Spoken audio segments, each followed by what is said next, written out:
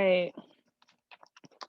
Now it's time for us to go over video number 2 here, presentation number 2, that's going to cover DNA transcription and translation. All right, so transcription is first in what we're about to do. What we're going to do overall in transcription and translation is that we're going to use this process of transcription and translation to produce a protein from a code that is carried on the DNA molecule inside the nucleus. So we'll, at the end of all of this, we'll end with a protein, and then that protein is going to code for some sort of function within the cell. It's like tells the cell, do this, do that, do the other. So everything that the cell is dependent upon the information that's held on the DNA double helix inside the molecule, inside the nucleus. So we have to get that outside. That information needs to go from DNA to mRNA to outside the nucleus in the cytoplasm of the cell to then be read by a ribosome. Amino acids will be dropped off at the ribosome, and those amino acids will be converted into proteins, and then the proteins are going to code for or are going to tell our cell what to do, essentially. So this is how we're going to do it. We're going to start with this process with this first step, which is called transcription. So transcription is a process by which an RNA molecule is produced. This RNA molecule is based on a DNA molecule. DNA is, of course, located inside the nucleus. Transcription makes a copy of information that's found on the DNA molecule. This information needs to get out into the cytoplasm to produce a protein that will express the gene that is on DNA. Transcription is, like I said, it's the first step. Oops. DNA carries information in sets of threes. These sets of three are called codons. Codons are the triplet code of genetic information. The codons are made up of 3 nucleotides. Those nucleotides, remember, G, guanine, cytosine, adenine, thymine. 3 combinations of those make up codons. The codons code for specific amino acids, 3 nucleotides at a time. The genetic code has a start and a stop signal. Those are made of nucleotides too. There's 1 start signal and there's 3 stop signals. These start and stop signals make sure that the right information is copied. But there's loads of different codons coding for very specific amino acids. Remember, if we bond many amino acids together, those are going to result in a protein. So a segment of DNA is going to serve as a template for a protein. DNA is transcribed by mRNA within the nucleus.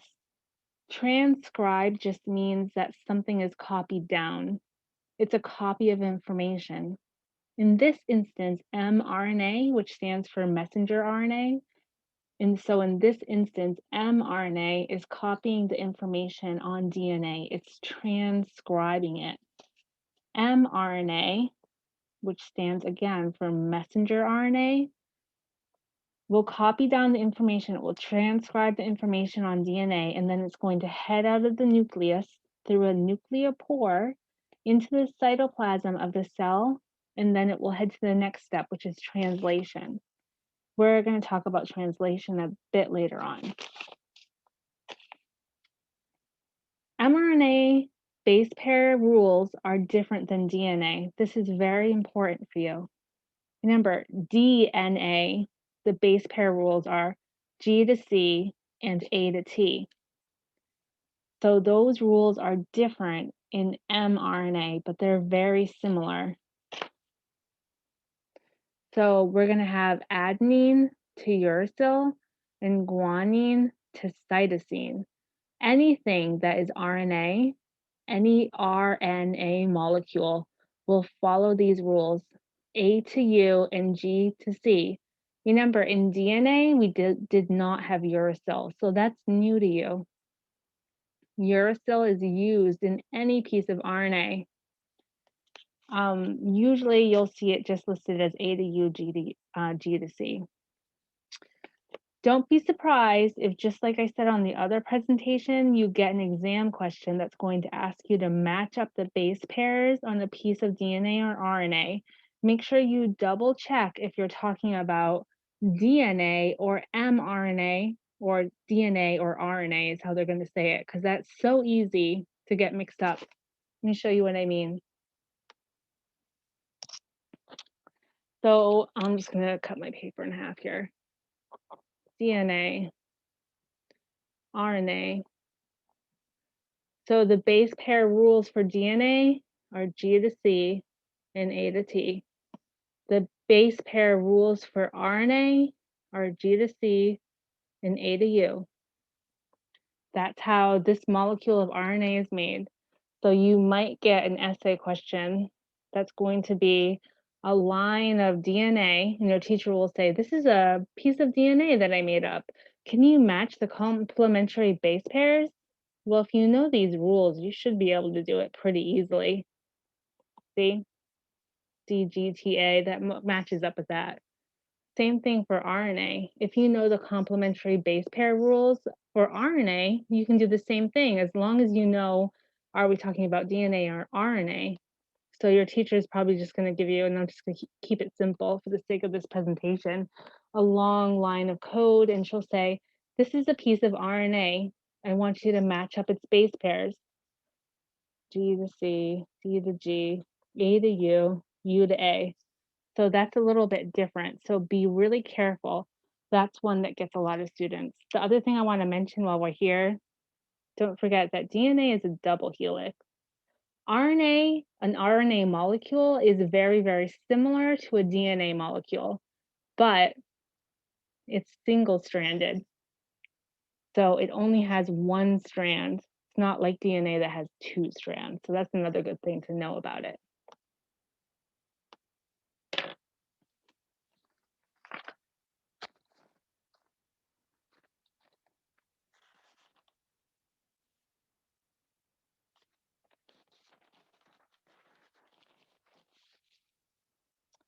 Okay, so just like we talked about replication, we're going to talk about basic steps. So now let's finally talk about those basic steps of transcription.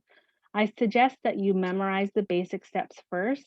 Once you have the first 4 steps memorized in the order that they occur, add in detail. This will help prevent confusion when you start adding in all the little pieces that go into transcription.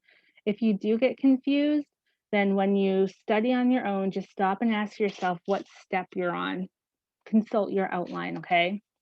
You've got these 4 basic steps to memorize. They are 1, DNA unwinds and unzips. 2, RNA polymerase initiates transcription at a promoter. 3, elongation of the mRNA molecule.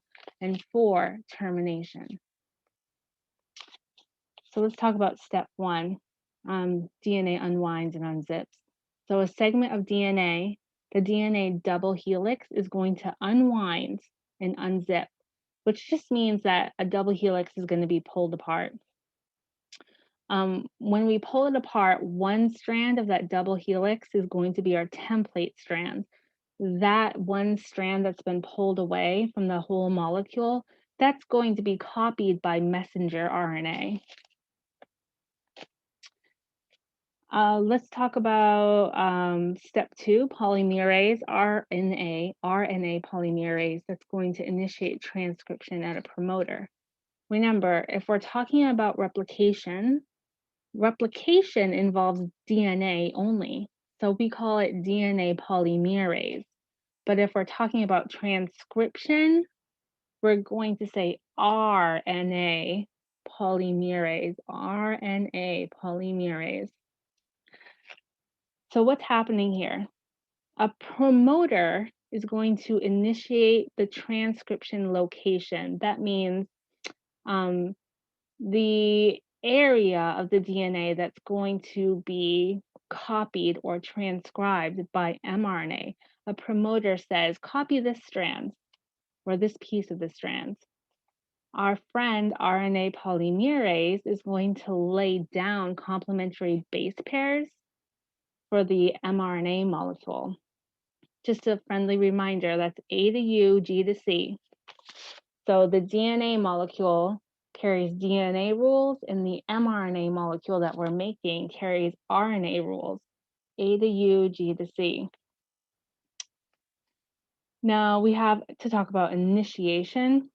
Initiation is defined as the binding of RNA polymerase to the promoter. That's known as initiation. That's the start. Just like in DNA transcription, excuse me, I said that wrong. Just like in DNA replication, transcription is going to occur in the 5' to 3' direction. That's the only way it can occur. Talk about transcription step 3. Step 3 is called elongation of the mRNA molecule. So as more and more DNA is transcribed into mRNA, the mRNA is going to get longer and longer. However, the mRNA is going to sort of dangle off to the side. This dangling off to the side is because the RNA to DNA association is highly unstable. Only the RNA molecule that is currently associated with RNA polymerase is going to be bound to the DNA. So just a small section of the mRNA is associated with DNA. The rest of the mRNA molecule is going to just dangle off to the side. Now let me show you what I mean. We just threw a whole bunch of stuff at you.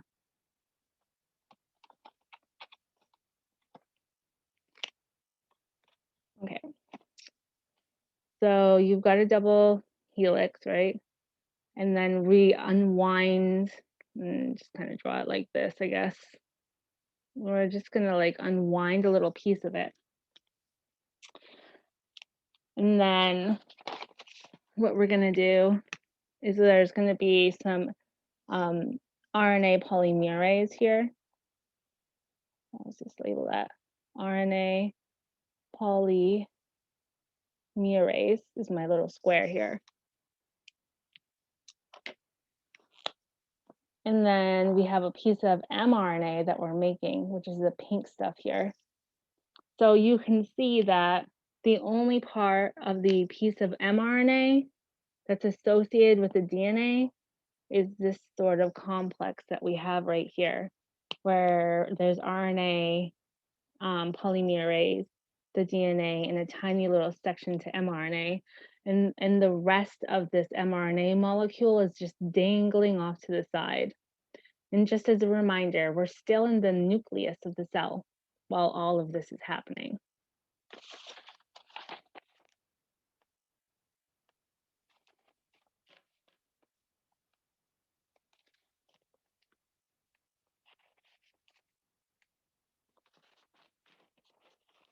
Talk about step 4. Step 4 is going to be called termination. So RNA polymerase is going to reach a stop sequence on the DNA molecule. That stop sequence is a triplet codon because the code is carried in 3s, so it's a triplet codon. It's made of 3 nucleotide bases, so that's a stop sequence. The message of the stop codon is stop transcribing here. Don't transcribe any more mRNA. So as a result of reaching the stop codon, transcription stops. That mRNA molecule that was dangling off to the side is now going to be released from the DNA molecule. An mRNA transcript is now made. However, the mRNA molecule itself needs a little bit more work to be done. And I already said this, but we'll say it again because it never hurts. We're still in the nucleus. Every single step of transcription occurs in the nucleus. So I told you our mRNA is completed, but it's not quite ready to head outside the nucleus. So right now we've got something called pre-mRNA. So pre-messenger RNA is what we have here. Pre-mRNA is a rough form of mRNA. It's still located within the nucleus. It's kind of like the first draft of your essay. It needs a little bit more work to be ready to submit to the teacher, but you basically have what you need in place. Pre-mRNA needs a tail and a cap. There's a cap that's going to be placed on the 5' end, and it's made of guanine. The guanine cap is going to be used for the next step, translation. The guanine cap is going to help a ribosome attach. We'll talk about that more later on. The tail is going to be located at the 3' end and be made of adenine. The adenine tail helps transport the mRNA molecule out of the nucleus, and it's also involved in getting ribosomes onto the mRNA during translation, but don't worry about that too much. Here's the main point about mRNA, pre-mRNA that is. Pre-mRNA contains exons and introns. Exons are regions on the mRNA that code for proteins. Remember, that's what we're trying to make here with all these steps is proteins. So exons code for proteins. Introns are non-coding regions of this piece of pre-mRNA. Introns and exons actually aren't totally understood by science yet. Research is still ongoing. Introns are going to be spliced out of this piece of pre-mRNA, and then the exons are going to stay in this pre-mRNA and will be ready to get out of the nucleus once the introns are spliced out and our mRNA is only made up of exons. So there's a saying to help you remember this, and that saying is exons are expressed and introns are in the way.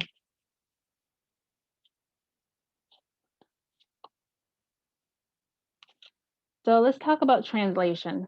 We just did transcription. Now we got to talk about translation. So here's a quick summary of what's going to occur during translation. This is referred to as translation because DNA's nucleic acid language is translated into an amino acid language. Remember, 20 or more amino acids equals a protein. So an mRNA transcript is going to be read by ribosomes in the cytoplasm of the cell. A ribosome will translate the message that DNA gave to mRNA. The transcript that mRNA took from DNA is translated into a polypeptide. A polypeptide is just a bunch of amino acids that are stuck together. Amino acid bonds, when they're stuck together, is called peptides. So polypeptide means lots of amino acids stuck together. So once this chain, this polypeptide chain is completed and removed from the mRNA ribosome complex, it's going to fold into its final shape and become a functioning protein. So where does translation occur? It takes place outside the nucleus in the cytoplasm of the cell. Still need to talk about codons. Remember, those are the set of 3 nucleotides that code for a specific amino acid on the mRNA. They're read by ribosomes. Ribosomes are proteins that are in the cytoplasm and they come in 2 subunits. So there's the large ribosomal subunit and the small ribosomal subunit. These ribosomes are going to join together at the very start of translation. I kind of imagine them like Pac-Man. They sort of bite onto this piece of mRNA. Don't worry, I'll give you a picture at the end. The ribosomes will allow tRNA, which we're going to talk about later, to drop off amino acids and build a protein one step at a time. Ribosomes will glue amino acids into a polypeptide according to the mRNA transcription. Let me show you a little picture here. Get rid of our old picture. Okay, so now we're in the cytoplasm of the cell. We're no longer in the nucleus. So in the cytoplasm of the cell, you have all these little proteins kind of hanging out in a pool, and those are called ribosomes. We have large ones, we have small ones. So we've got a piece of mRNA here. This is mRNA. And then a small ribosome will hook on there to the mRNA. And then, just in summary, a large ribosome will attach to the top of mRNA. So it's like Pac-Man to me. It's biting down on a piece of mRNA, and that's kind of what it looks like.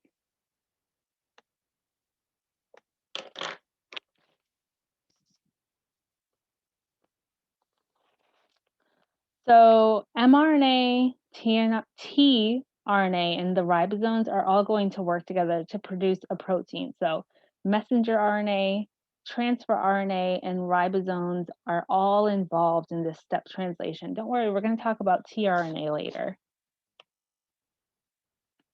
So let's talk about, well, let's go right now into tRNA.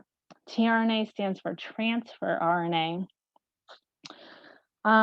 So at this stage of translation, tRNA is going to come into play after the small ribosomal subunit attaches to the piece of mRNA.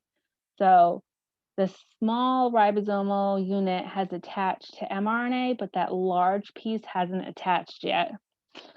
So what's going to happen after the small ribosomal subunit attaches to mRNA is a tRNA molecule is going to come along and attach. And then the large ribosomal subunit is going to snap onto the top of that. I'll give you a picture, don't worry. Let's talk a little bit more about tRNA though. tRNA is an RNA molecule. That means its base pair rules are G to C and A to U. Every single RNA molecule has the same exact base pair rules. So it has RNA base pair rules. tRNA is a single-stranded molecule. Remember, mRNA is single-stranded.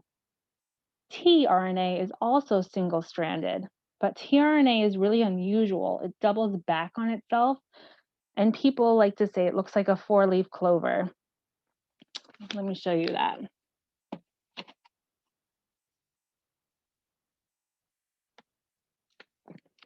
So tRNA kind of looks something like this, like that.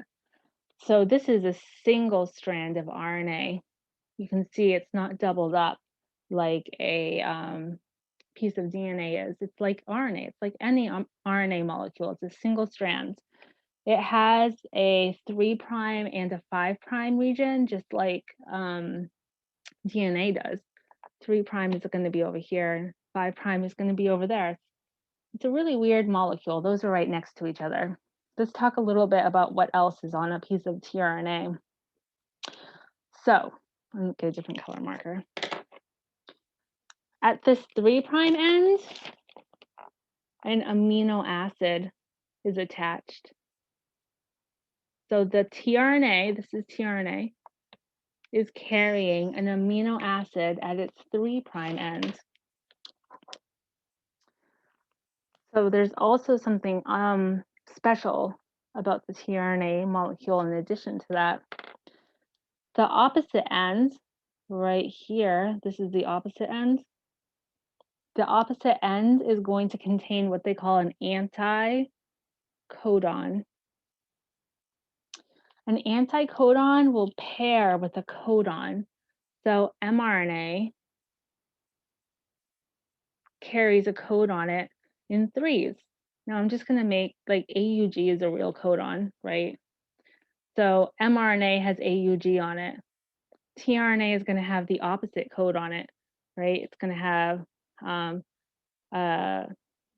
C A U on it. So that's called an anticodon. So these are going to match up with each other, these two. So tRNA carries an anticodon and mRNA carries codons.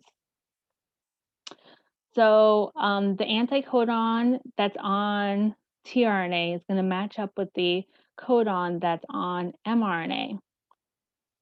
And then also, one more piece of vocabulary, if a tRNA is carrying an amino acid, they say it's charged.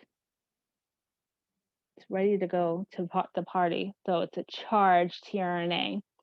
You find these tRNAs, these charged tRNAs, just in a pool in the cytoplasm, just waiting around for mRNA to come for it to match up with.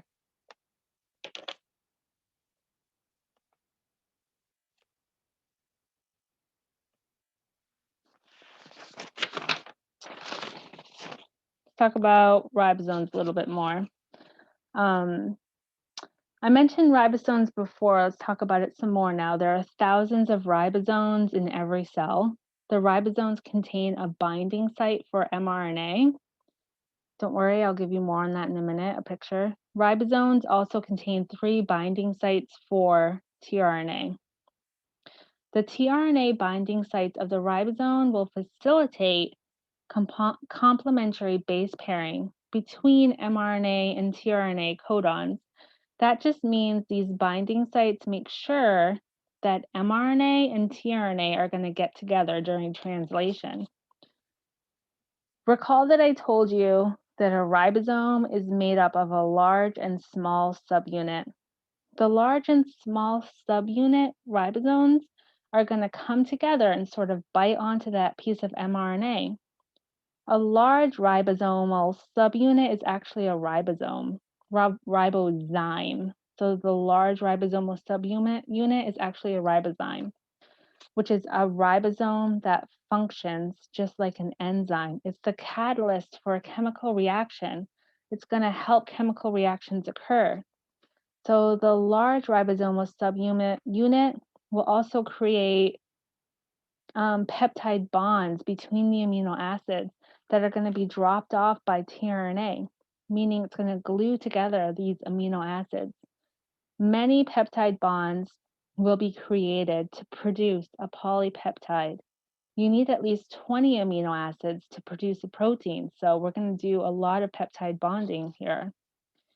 Ribosomes are then going to move down that mRNA piece one codon at a time, so one triplet codon at a time. The result of this is going to be a polypeptide that increases one amino acid at a time. Remember, the tRNA is dropping off these amino acids at the ribosome. The ribosome is attached to the mRNA, and so everything is working together now to make that peptide grow.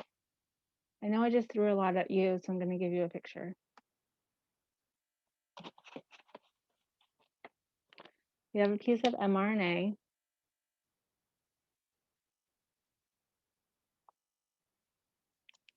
A small ribosomal subunit attached to it. Ribosome. And that's the small one. There we go. A tRNA came over to our small ribosome. It's carrying an amino acid. And it says, hey, my anticodon actually matches up with this mRNA's codon. So if that occurs, large subunit, that's a ribosome as well. The large ribosome attaches to it. And then this is going to happen over and over and over again because each triplet codon only codes for one tRNA. So we'll do this, we'll keep moving down the piece of mRNA until this whole thing is read. But that's it in summary.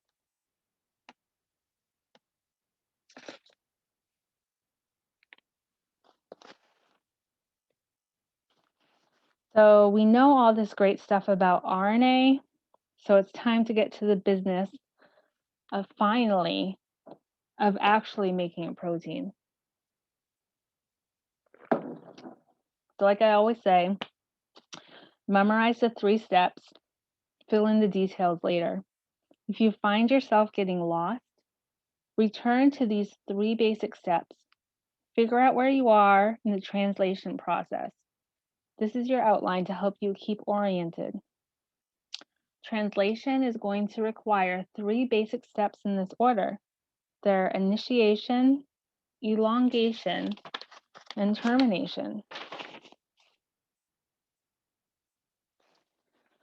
What I'm about to explain to you over the following 2 slides is going to probably be really hard for you to follow, especially if this is your first time hearing it.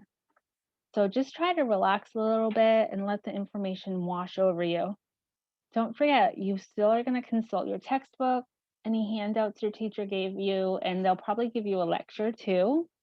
So you have lots of resources to go on. So just let this be your first exposure to this sort of complicated idea. And I'm also going to draw you pictures.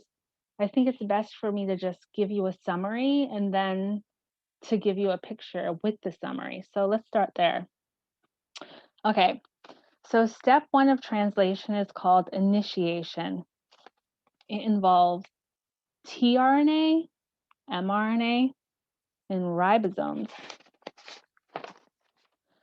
Small ribosomal subunit is currently attached to that piece of mRNA, remember? tRNA attaches to the first mRNA codon. That's the start codon. This causes a large ribosome to attach to the small ribosome that's already attached to the mRNA. And I told you earlier that ribosomes have binding sites for tRNA, so there's 3 binding sites on the ribosome. These sites are called, right here they are, right? E, P, and A, or you can read the AEP, it doesn't really matter. The E is going to stand for the exit site, P stands for peptide site, and A stands for amino acid site. Now, if you can memorize what these 3 letters stand for, you'll have a pretty good grasp of what's going to occur during initiation. If you draw a total blank on your exam and you can just recall EPA, what those 3 letters stand for, then you can answer a lot of questions. Of course, I want you to know more than that, but it's a good starting point. So, what is it that's going to represent initiation?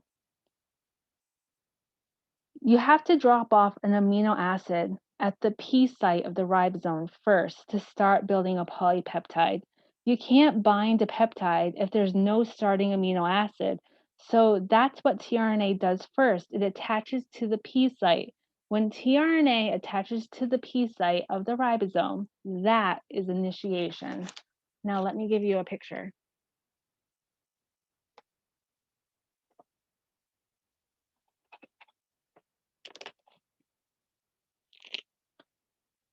All right, it's going to be really similar to what we did before, but that's okay because more exposure is good. Blue line is mRNA. What's this on the bottom? That's a small ribosome. This small ribosome, we'll use orange.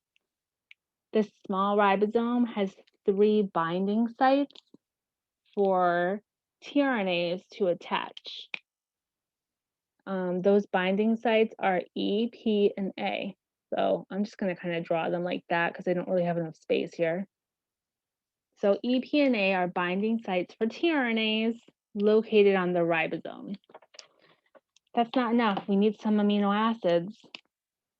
A tRNA is going to come along. He's carrying an amino acid right there. If the anticodon on the tRNA matches the codon on my mRNA, it's going to attach. It's going to attach and, oh, this is going to look ridiculous, but that's okay.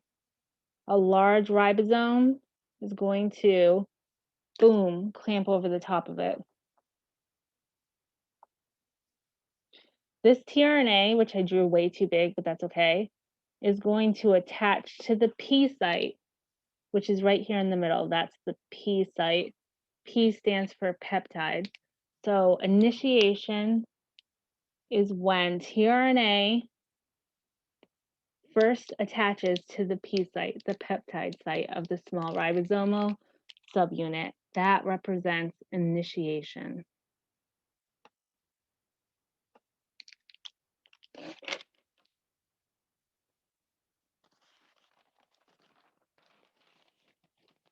So I hope you're still with me. You're doing really great. We're almost done. We're really close to being done here. Okay. Let's talk about translation, step 2. Step 2 is going to be called elongation. Just as a reminder, this is probably going to get kind of confusing. I'm going to give you a summary, and then I'm going to give you an image. So just try to let it wash over you. Okay, so step 2 of translation is called elongation.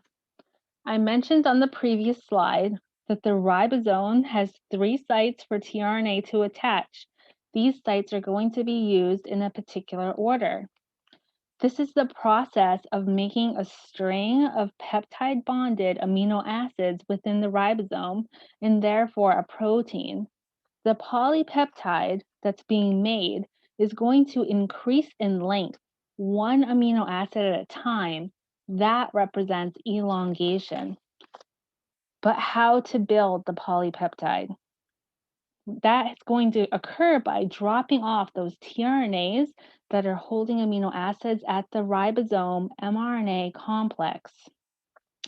tRNA binds to the P site first. Remember, that was initiation. So tRNA binds to the P site first, then it binds to the A site, then one will bind to the E site. That will become clearer in a minute. So peptide bond site, amino acid site, and then exit site. To make a chain of amino acids, more of them need to be dropped off here. We currently have a tRNA at the P site, but that's not good enough because it only carries 1 amino acid. So what's going to happen next? Another tRNA is going to come along. This new tRNA is going to attach to the A site. If the anticodon on the new tRNA matches the codon on our mRNA, it's going to attach to the A site. Now recall that tRNA at the P site. The tRNA at the P site is going to pass its amino acid to the tRNA that's at the A site. This is the P site creating a peptide bond, and doesn't that just make sense? Because P site stands for peptide, so that makes total sense. So now the tRNA that is no longer holding an amino acid and was sitting on the P site goes to the E site. That stands for exit, so that makes sense too. So the empty tRNA that's now at the E site exits the ribosome. The tRNA that is carrying 2 amino acids is still on the A site, but it needs to move because we need more amino acids. So the tRNA on the A site moves to the P site. Now along comes another tRNA carrying an amino acid. If this new tRNA anticodon matches the codon on mRNA, it's going to attach to the A site, which is now empty.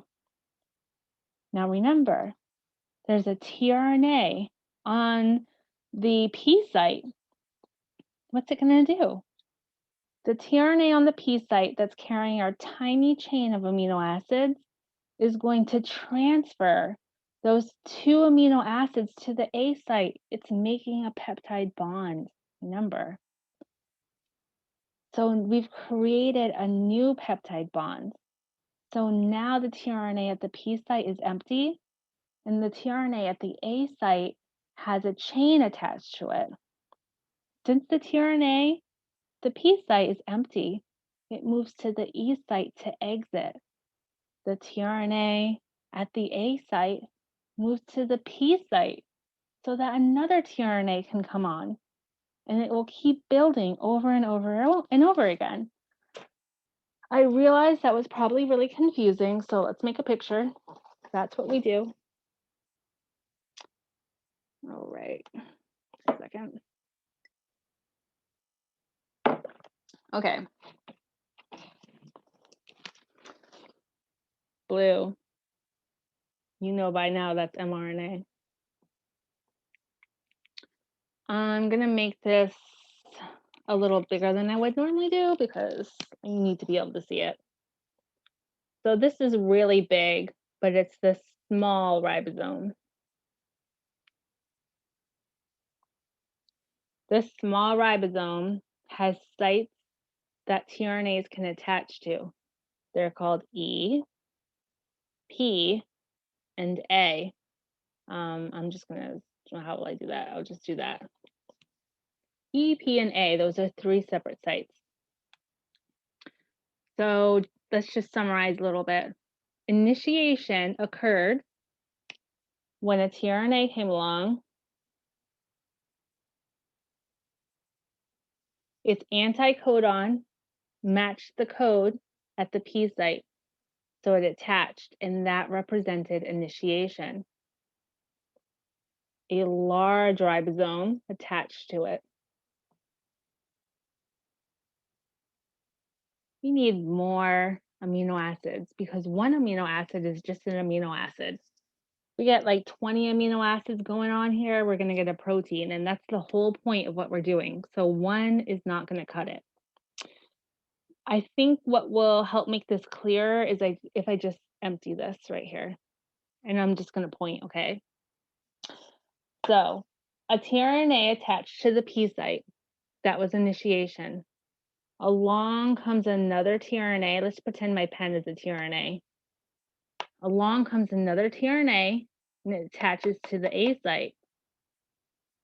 The tRNA that's at the P site says, have my amino acid, and it gives it to the tRNA at the A site.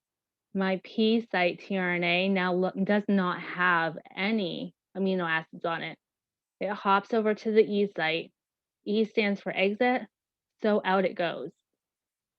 This tRNA here now has a tiny chain of amino acids it got too, because that's a peptide bond that happened here. The A site amino acid needs to make way for another tRNA, so it moves over to the P site right here. Along comes a new tRNA holding an amino acid into the A site, which stands for amino acid. My P site tRNA, which has a tiny chain of amino acids building on it, is going to give its amino acid chain to the A site tRNA. That's creating a peptide bond. P site creates peptide bonds. It gives its small chain to the tRNA at the A site. The tRNA at the A site now has a chain that's a little bit longer. What happens to the P site tRNA? It moves to the E site because it's empty and it exits. My A site tRNA moves to the P site to make way for another amino acid. A tRNA from outside comes and attaches to the A site. What happens next? My P site is carrying a short chain of amino acids. It gives it to the new tRNA, creating a peptide bond. It is now empty. It moves to the exit, the E site for exit. See you later, bye. The A tRNA, carrying the chain, moves to the P site. So on and so on and so on and so on. That continues to happen until we have a long chain. So that represents elongation. It's getting longer. I know that was probably super confusing. The only way to get better at how this works is to practice. You're going to have to say the steps over and over again. That's the only way to do this, okay? There's there's no shortcut. So just keep chipping away at it and you will get it. Move back to our presentation. If you've made it this far, you're doing pretty darn good. You'll be very relieved to know that we have reached our last slide. So translation's final step is called termination. Thank goodness, the final step, right? So the polypeptide, the ribosome, mRNA, and tRNA are all going to separate. This is going to occur because we reached a stop codon. It doesn't code for an amino acid. So this thing called release factor is a protein that binds to the stop codon and it cleaves the polypeptide from that last tRNA. So that polypeptide, those peptide bonded amino acids, that's a polypeptide, are cleaved from that mRNA. The polypeptide is now set free in the cytoplasm. It's going to fold as necessary and become a functioning protein. The ribosome is going to fall apart into the large and small subunit and be set free to be used again. And after all of that, we have finally made a protein that will tell our cell to do what it needs to be a cell. And that is the end of the presentation. Thanks for listening.